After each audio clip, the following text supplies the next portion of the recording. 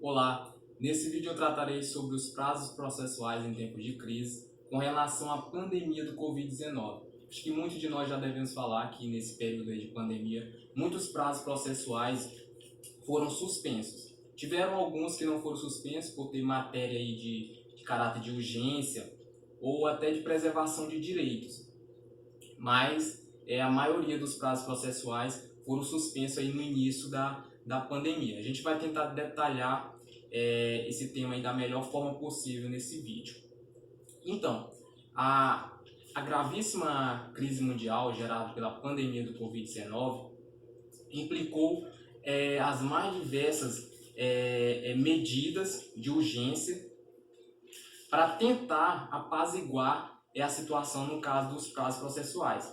Então, determinaram, de um modo geral, com maior ou menor abrangência, a suspensão da fluência dos prazos processuais. Essa palavra, prazos, ela dá uma ideia de lapso temporal entre o termo inicial e o termo final do processo. Então, diante das certas circunstâncias que havia acontecendo no Brasil devido à pandemia, o CNJ ele decidiu intervir, o nosso Conselho Nacional de Justiça. Ele determinou em 19 de março de 2020 a suspensão de todos os prazos processuais do país pela resolução número 313, resolução essa que determinava a suspensão de todos os prazos processuais até o último dia 30 de abril, tanto seja por prazo de processos eletrônicos e processos físicos. Também ele fez justamente essa resolução com o intuito de propiciar a propagação do vírus, para não acontecer essa propagação do vírus entre os membros do processo e até mesmo as pessoas que trabalham aí no Poder Judiciário. Então, diante da evolução e das circunstâncias dos fatos, o CNJ interviu novamente em 20 de abril de 2020, editando uma nova resolução, a de número 314, resolução essa que estabeleceu a volta a retomada da contagem dos prazos processuais a partir de 4 de maio. Então a gente tem que ter específico aí que voltar os prazos processuais em meios eletrônicos, mas os prazos processuais físicos em papel iriam voltar gradativamente, obedecendo as medidas sanitárias e tudo mais. Vale lembrar também que essa suspensão dos prazos processuais, elas não se colocaria para o STF, Supremo Tribunal Federal, e nem a Justiça Eleitoral, logo que eles têm resoluções próprias. Então os prazos desses dois não foram suspensos nesse meio tempo. Então, explicando da melhor forma possível como acontece essa suspensão, durante a suspensão os prazos eles deixam de correr. E quando acontece a retomada, eles voltam a correr de onde eles pararam. Ou seja, um prazo processual terminou no dia 20, aconteceu a suspensão, ele vai retomar do dia 20. Basicamente é isso. E é interessante também que antes dessas duas resoluções surgir do CNJ, tanto a 313 quanto a 314, os tribunais brasileiros estavam acontecendo uma confusão, logo que os mesmos eles estavam interpretando da seguinte forma, um diferente do outro. Tinha determinadas situações que alguns tribunais eles adiavam as audiências e os prazos, que em outros tribunais adiavam as audiências, mas não os prazos. Então o CNJ veio com essas resoluções justamente para tentar organizar, restabelecer os prazos processuais de modo certo na condução aí do processo no Poder Judiciário. Eu trouxe aqui até algumas perguntas para tentar estruturar da melhor forma possível esse assunto sobre o início dos prazos processuais até o final, hoje, dessa suspensão dos prazos processuais. São perguntas básicas. Primeira, o que significa essa suspensão dos prazos? Então, eu falei anteriormente, durante a suspensão, os prazos processuais deixam de correr e quando eles se retomam, eles voltam de onde eles pararam. Basicamente isso. Nesse meio tempo, os prazos foram zerados? Não, porque não houve interrupção de prazo, e sim suspensão de prazo. Terceira pergunta, por quanto tempo os prazos ficaram suspensos? Aí vai de acordo aí com a primeira resolução, que foi a 313, que colocou do dia 19 de março até 3 de maio. Depois chegou a nova resolução, a de 314, que fez a retomada da contagem dos prazos a partir de 4 de maio. Então ficou aí esse meio tempo, 19 até 3 de maio, ficou parado tanto os prazos de processos eletrônicos quanto de meios físicos. Os prazos de todos os processos foram suspensos?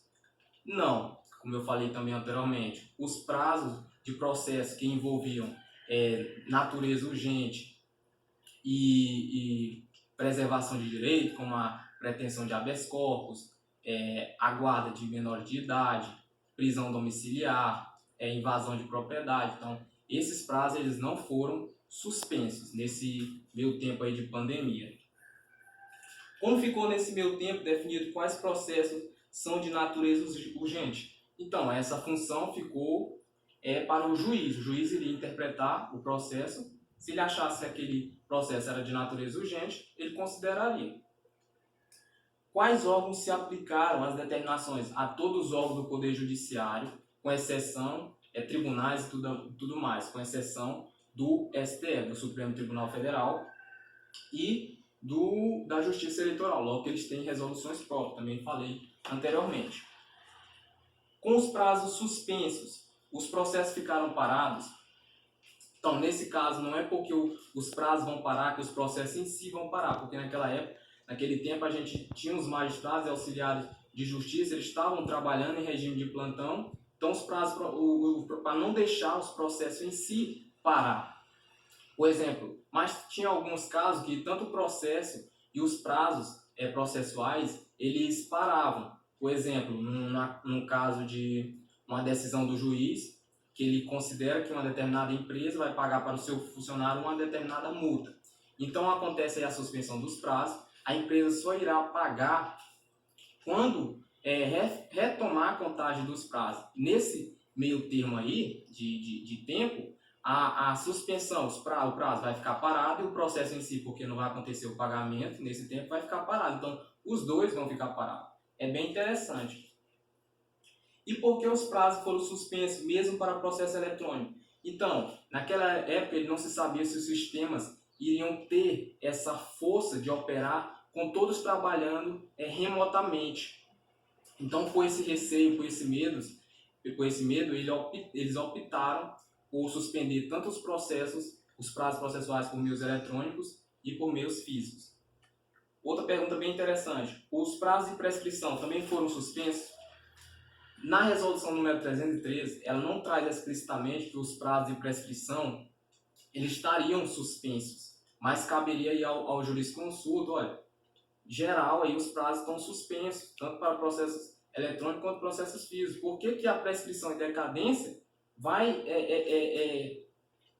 ficar rolando o prazo? Não, tem que também parar. Então aí caberia a interpretação do jurisconsulto. Eu penso que foi um erro do legislador nessa determinada resolução.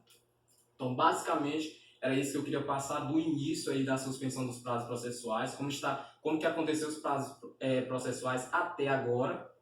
Hoje a gente tem aí a resolução número 322, feita pelo CNJ, Conselho Nacional de Justiça, que dá aí a retomada às atividades para qual tribunal quer fazer essa retomada, ele pode aí chegar consultar o painel que traz essa resolução 322.